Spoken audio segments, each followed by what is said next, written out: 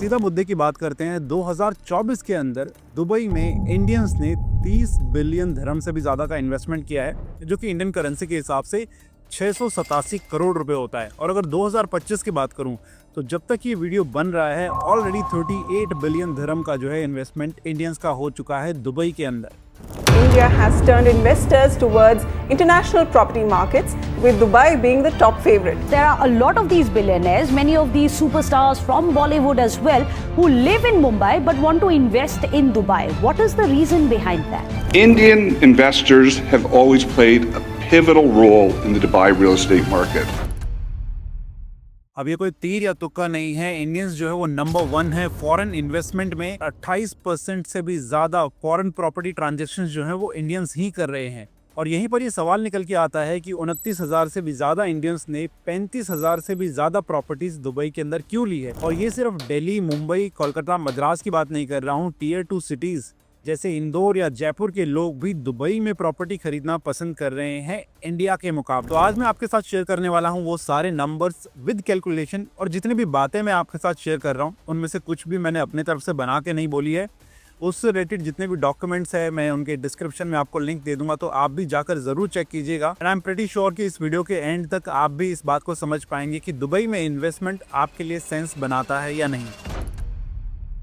अब देखिए, अगर पॉइंट नंबर 1 की बात करूं तो मेरे हिसाब से वो सबसे बड़ा रीजन भी हो सकता है जो है रेंटल रिटर्न्स।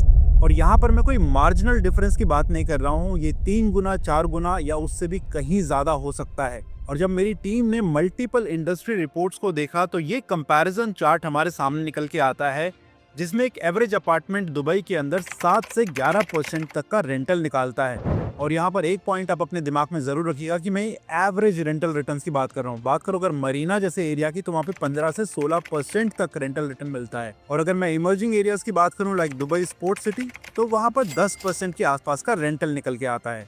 और वहीं पर दोस्तों अगर मैं इसको कंपेयर करता हूँ इंडिया से, दिल्ली एनसीआर की, मुंबई, बेंगलुरु, पुणे या चेन्नई, एवरेज रेंटल रिटर्न जो है वो 2 से 4% के बीच में रहता है। अब इस एग्जाम्पल को हम नंबर्स के थ्रू समझते हैं। मान लीजिए आपने दुबई के अंदर 2 मिलियन धर्म का इन्वेस्ट करा, सेम अमाउंट आपने दिल्ली, मुंबई, बेंगलुरु या ऐसी किसी जगह पे इन्वेस्ट करा, तो रेंटल इनकम आती है 15 लाख रुपए। लेकिन 30% रेंटल इनकम टैक्स काटने के बाद इन हैंड आपको मिलते हैं लगभग 10.5 लाख रुपए नेट। और वहीं पर अगर मैं बात करूं दुबई वाली प्रॉपर्टी की, तो यहाँ पर रेंटल को मैं थोड़ी नीचे वाली साइड पे रखना पसंद करूंगा। 15%, 12 या 10% नहीं, मैं एक 8% के रेंटल पे रखूंगा, जो कि नॉर्मली आपको दुबई में कहीं पर भी मिल जाएगा। तो ऐसे में अगर आप 2 मिलियन धर्म इन्वेस्ट करते हैं तो लगभग आपको 8% के रेंटल के हिसाब से 40 लाख रुपए रेंट जो है साल का मिलेगा। अब क्योंकि दुबई में कोई इनकम टैक्स नहीं है तो 40 लाख रुपए सीधे आपकी जेब में आने वाले हैं। तो ऐसे में लगभग 4 गुना ज्यादा इनकम होने वाली है आपकी अगर आप रेंट पर दुबई में प्रॉपर्टी चढ़ाते हैं। और अगर हम रिपोर्ट्स के ऊपर जाते हैं तो मुंबई में या दिल्ली में लगभग 6% के आसपास का एप्रिसिएशन आपको ईयरली मिलता है, वहीं पे दुबई में ये एप्रिसिएशन ऑलमोस्ट 17% है। तो यहाँ पर भी आपके पैसे जो है वो ग्रो हो रहे हैं। और दोस्तों जैसे टैक्सेस की बात हो रही है तो यहीं पर पॉइंट नंबर 2 निकल कर आता है, Dubai is a zero tax paradise. और यहाँ पर आके चीजें जो है और भी ज्यादा इंटरेस्टिंग हो जाती है। दुबई में जो प्रॉपर्टी टैक्स है वो है 0%, रेंटल इनकम पे टैक्स है 0%, कैपिटल गेन टैक्स है 0%। आपको सिर्फ एक 1 टाइम फी देनी होती है 4%, इसको डीएलडी फीस बोलते हैं। जैसे कि इंडिया के अंदर जब आप प्रॉपर्टी को रजिस्ट्री कराते हैं तो उस टाइम पे आपको रजिस्ट्री फीस देनी पड़ती है, वैसे डीएलडी फीस है जो कि 4% है। वहीं इंडिया का जो टैक्स स्ट्रक्चर है, यहाँ पर आपको प्रॉपर्टी टैक्स देना पड़ता है एनुअली, रेंटल इनकम पर भी आपको टैक्स देना पड़ता है 30 से 50%, जो कि इनकम स्लैब के ऊपर आता है। कैपिटल गेन टैक्स भी है। और स्टैम्प ड्यूटी या रजिस्ट्रेशन की बात करूँ तो वो 5 से 9% है। अलग अलग स्टेट्स में आप अपने हिसाब से चेक कर सकते हैं। अब यहाँ पर भी मैं आपको रियल केस सिनेरियो जो है वो दिखाता हूँ। यहाँ पर हम अज्यूम कर रहे हैं कि आप 5 साल के लिए प्रॉपर्टी में इन्वेस्ट कर रहे हैं। प्रॉपर्टी का प्राइस हम सेम रखते हैं 2 मिलियन धर्म, जहाँ पर इंडिया के अंदर आपको 7% की एवरेज स्टैम्प ड्यूटी देनी पड़ेगी। तो टोटल इन्वेस्टमेंट जो है वो 35 लाख रुपए बढ़ जाता है। रेंटल इनकम को अगर मैं मिला दूं 5 साल की तो 75 लाख है, जिसमें से ऑफ कोर्स मिनिमम 22.5 लाख जो है वो आपका टैक्सेस के अंदर कट जाएगा। प्रॉपर्टी एप्रिसिएशन अगर मैं 6% के हिसाब से लेकर चलूँ तो 30 लाख रुपीस है। कैपिटल गेन टैक्स की बात करूँ तो 30.75 लाख है। तो ऐसे में जो टोटल नेट गेन है वो 78.75 लाख निकल कर आता है। वहीं पर आप सेम अमाउंट अगर दुबई में इन्वेस्ट करते हैं तो डीएलडी फी 4% 20 लाख। ऐसे में 5 साल की रेंटल जो है वो है 200 लाख। और क्योंकि टैक्स इस पे 0 है तो वो पूरे के पूरे आपके पॉकेट में आने वाले हैं। और property appreciation as I said 16%, तो वो हो जाता है 80 लाख। तो ऐसे में जो नेट गेन है वो 2 करोड़ 80 लाख का निकल कर आता है। तो ऐसे में डिफरेंस की बात करूं तो मुझे शायद बताने की भी जरूरत नहीं है, आपको 3.5 गुना से भी थोड़ा ज़्यादा ही रिटर्न जो है वो दुबई में मिलने वाला है वनस्पत के इंडिया। और ये मैंने मिनिमम नंबर्स के साथ आपको बताया, तो मे बी जो नंबर्स हैं वो ज़्यादा ही हो सकते हैं।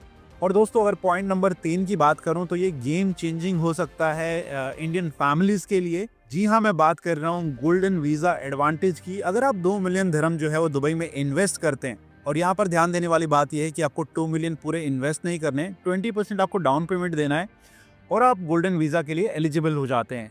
और गोल्डन वीज़ा की एडवांटेज की अगर मैं बात करूँ, आपको पूरे 10 साल के लिए दुबई का रेजिडेंसी वीज़ा मिलता है और इसमें कोई 6 महीने वाला भी पंगा नहीं है, आप अनलिमिटेड स्टे आउटसाइड कर सकते हैं।